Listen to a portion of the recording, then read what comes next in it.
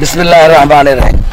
আপনারা জানেন যে আমাদের ঢাকা 16 আসনের আগামী দিনের বিএনপির ক্যান্ডিডেট জনাব আমিনুল হক সাহেব এই এলাকায় উন্নয়নমূলক কাজগুলো প্রায় বছরখানিক যাবৎ বিভিন্ন জায়গায় বিভিন্নভাবে করতেছেন। এখানেও ইতিমধ্যে আমরা এসেছিলাম এখানে আমরা 2টা পানির পাম্প এখানকার মানুষের দাবি ছিল, সেটা আমিনুল হক সাহেব করে দিয়েছেন। এখানে খাওয়ার পানির খুব সমস্যা ছিল, সেটা সমাধান করে দিয়েছেন। ইতিমধ্যে এখানে একটা মন্দিরের কথা বলা হয়েছিল, ওনাদেরকে কিছু টাকা দেওয়া হয়েছিল যে মন্দির আপনারা টিনের মাধ্যমে করেন, আমরা পরবর্তী সময় আরও দিব। তো আশা করতেছি এর মাধ্যমে আমাদের আমিনুল হক সাহেব এলাকায় বিভিন্ন এলাকায় আমাদের 2 নম্বর ওয়ার্ড না, শুধু 2, 3, 5, 6 এবং আংশিক 7 এই কাজগুলো করতেছেন উনি। উঠান বৈঠকের মাধ্যমে বিভিন্নভাবে উনি এলাকার উন্নয়নমূলক কাজগুলো যেগুলো এখন করা সম্ভব সেগুলো করে দিচ্ছেন, যেগুলো এখন করা সম্ভব না সেগুলো পরবর্তী সময় আল্লাহ যদি বিএনপি সরকার ক্ষমতায় আসে আল্লাহ অবশ্যই করে দিবেন। তার মধ্যে উনি বিভিন্ন এলাকায় পানির খাওয়ার পাম্প বসায় দিয়েছেন, অনেক জায়গায় গোসলখানা করে দিয়েছেন, অনেক জায়গায় এরকম ব্রিজ আমাদের বেগুনটিলা একটা করা হয়েছে খুব সুন্দরভাবে। এটাও আমাদের লিয়াকত ভাইয়ের মাধ্যমে এটা খুব সুন্দর একটা ব্রিজ হয়েছে। আমাদের উত্তর কালশি বলকে এখানে একটা মন্দিরের জন্য ছাদ করে দেওয়া হয়েছে। আরও আমাদের বিভিন্ন ওয়ার্ডে বিভিন্ন জায়গায় এই ধরনের কাজ হচ্ছে। আমাদের বলকে একটা মসজিদে একটা পানি ট্যাঙ্কি করে দেওয়া হয়েছে, একটা মাদ্রাসা মসজিদে একটা মোটর কিনে দেওয়া হয়েছে। তারপর কবরস্থানের জন্য বাউন্ডারি ওয়ালের কথা বলা হয়েছে, এটা ইনশাল্লাহ খুব শীঘ্রই আমরা এটার কাজ শুরু করব। তা আমাদের ওয়ার্ডে যেরকম কাজ হচ্ছে এরকম বিভিন্ন এলাকায় হচ্ছে। আমাদের বিভিন্ন ক্যাম্পগুলোতেও এই একই অবস্থা, মানুষের খাওয়ার পানির সমস্যা, সেখানে খাওয়ার পানির লাইন ওয়াসার থেকে নিয়ে দেওয়া হচ্ছে টাকা দিয়ে, আবার এমনি পাম্পও বসিয়ে দেওয়া হচ্ছে। তা আমরা আশা করব, আপনারা জানেন যে আমিনুল হক সাহেব এখানেই জন্ম হয়েছেন, উনি রূপনগর টিন শেডে থাকতেন, এখন আবাসিকে থাকেন। উনি ছোট থেকে বড় হয়েছেন, উনি ন্যাশনাল প্লেয়ার ছিলেন, ফুটবল প্লেয়ার ছিলেন, অধিনায়ক ছিলেন এবং উনি এই এলাকায় দীর্ঘদিন যাবত আছে। তো সকালে সূর্য উঠলে বোঝা যায় সারা দিনটা কিরকম যাবে। তো উনি এখানে ছোট থেকে বড় হয়েছে, উনি অনেক সুনামের সাথে এখানে বসবাস করে। এখানে যতগুলো এলাকা আছে সব এলাকায় উনি ভালো ভালো কাজগুলো যেগুলো অসহায় গরিব মানুষের বিশেষ প্রয়োজন সেই কাজগুলো নিজের অর্থায়নে নিজের চেষ্টায় এগুলো করে দিচ্ছেন। বাকি বড় বড় কাজ যেমন বিহারীদের পুনর্বাসনের ব্যাপার আছে, আমাদের বাঙালিদের অনেক প্লটের পুনর্বাসন প্লট আছে যেগুলো আমরা পাইনি, সেগুলো হয়তো আল্লাহ চাইলে উনি সরকার ক্ষমতায় আসলে এগুলো করে দিবেন। এইগুলা বস্তিবাসীদেরকে পুনর্বাসন করা হবে এবং আমাদের বিহারীদেরকে পুনর্বাসন করা হবে।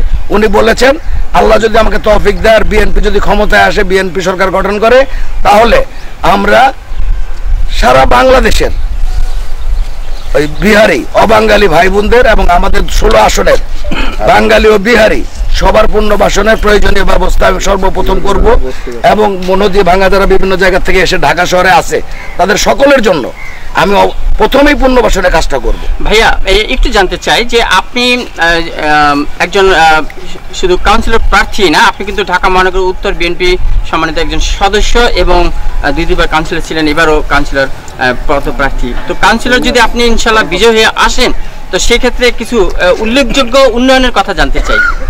উন্নয়ন বলতে আমাদের এলাকাগুলোতে সিটি কর্পোরেশনের এলাকায়, ঢাকা উত্তর সিটি কর্পোরেশনে আমি 2 বার আমাদের এলাকার মানুষের সকলের ভোটে দোয়ায় সহযোগিতায় আমি এখানে নির্বাচিত হয়েছিলাম।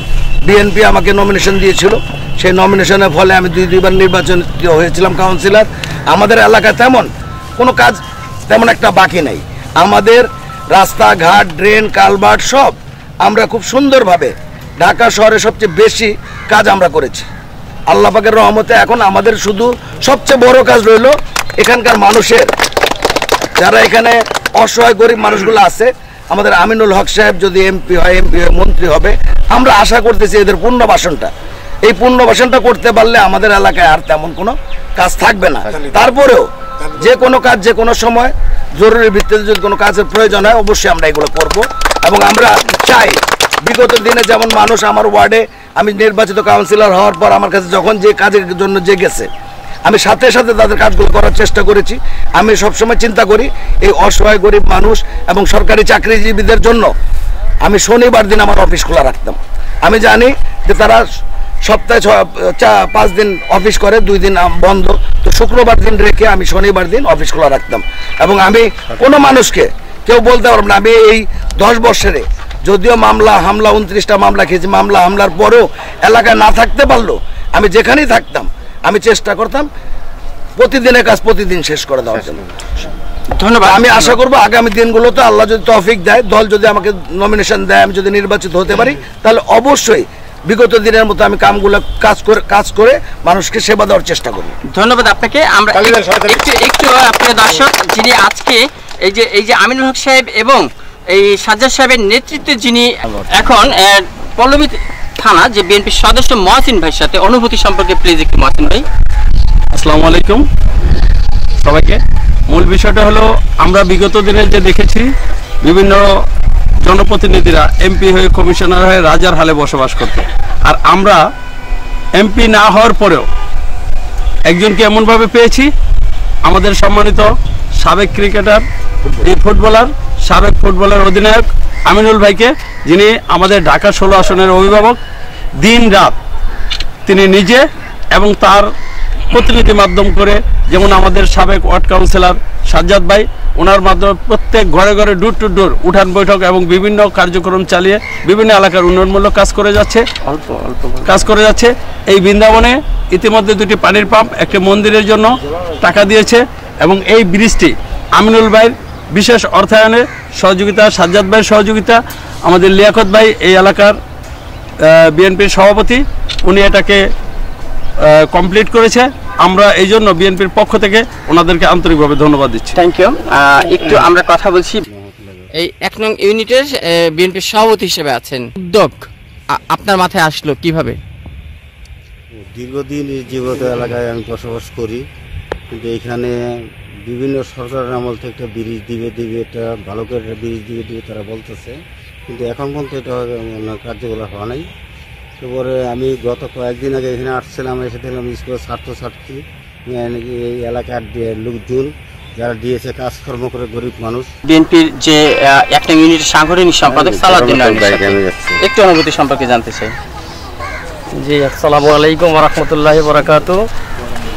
আমাদের অত্র এলাকার যিনি আমরা একজন নেতা পেয়েছি, যে নেতা না বললেই নয়, আমাদের ঢাকা 16 আসনের সংসদ সদস্য পদপ্রার্থী জনাব আমিনুল হক সাহেব, আমাদের অত্র এলাকার নেতা ও মাটি ও মানুষের নেতা। উনি আমাদের সকল জনগণের দুঃখ দুর্দশার সব উনি বুঝতে পেরেছেন।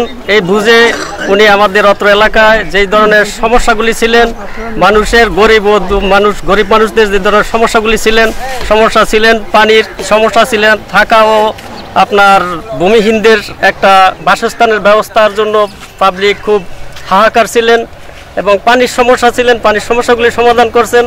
এবং অত্র এলাকায় আমাদের এই বৃন্দাবন উত্তরা 17 নম্বর সেক্টর, এই অঞ্চলটা ডিওসেস থেকে পুরান ঢাকা থেকে একটু বিচ্ছিন্ন বললে চলে, বিচ্ছিন্ন। এই চারপাশ খালে ভরট করা, এই খালের উপর দিয়ে মানুষ আসা যাওয়ার কোনো ব্যবস্থা না থাকার কারণে এখান থেকে মানুষ খুব দুর্ভোগান্তি ছিল, ছাত্রছাত্রীরা দুর্ভোগান্তিতে ছিল।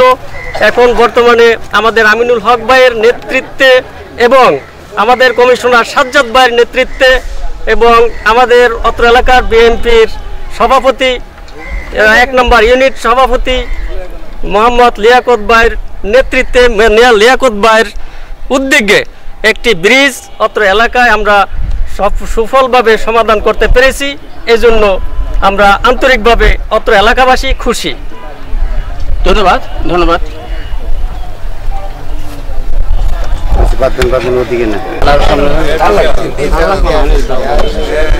أعوذ بالله من الشيطان الرجيم. بسم الله الرحمن الرحيم. الذين جعلوا القرآن عضين فوربك لنسألنهم أجمعين عما كانوا يعملون فاصدع بما تؤمر وأعرض عن المشركين একটি বীজ উদ্বোধন করছে আল্লাহ এই বীজের মধ্যে আল্লাহ অনেকে মেহনত করছে ওনাদের মেহনত গুলোকে কবুল আর মঞ্জুর করে নেন আল্লাহ আমিনুল ভাইয়ের উদ্যোগে আল্লাহ আজকের এই বীজের উদ্বোধন করা হচ্ছে আল্লাহ মানুষের সুবিধার্থে আল্লাহ স্কুলের ছাত্রীরা আল্লাহ অনেক মানুষ এদিক দিয়ে আনিগুনি করে তাদের সুবিধার্থে আজকের এই উন্নয়নমূলক কাজকে আল্লাহ কবুল আর মঞ্জুর করে নেন তাদের আয়োজন করছে তাদের সকলের মেহনতকে কবুল আর মঞ্জুর করে নেন